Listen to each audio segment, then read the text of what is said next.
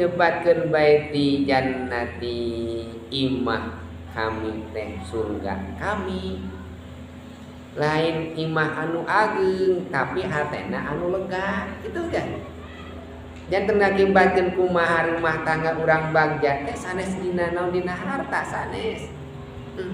Kacita itu nu beunghar mah nya hirupna teh sagala aya. Bagja hirupna unggal minggu jalan-jalan we ka Pangandaran, kamari geus ka Pangandaran.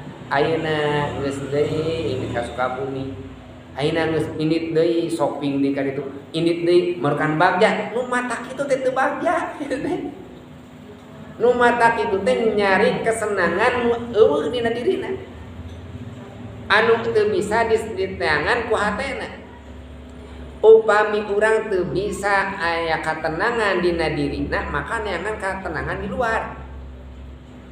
Upami ibu tos ngarasakeun nikmatna maca Quran, tos ngarasaoskeun nikmatna tahajud, tos ngaraoskeun nikmatna salat duha, tos ngaraoskeun nikmatna dzikir, itu jigana mah teu hayang jalan-jalan shopping, teu hoyong angkat ka Pangandaran ari lain ngasuh incu mah kitu nya.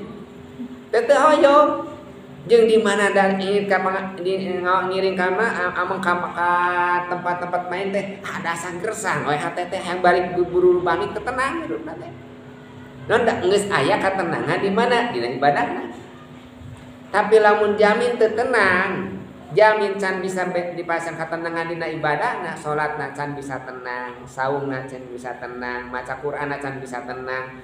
Kana kahayangna teh geus ditayana keneh, geus nitip ka Pak RT, ka Karang Taruna.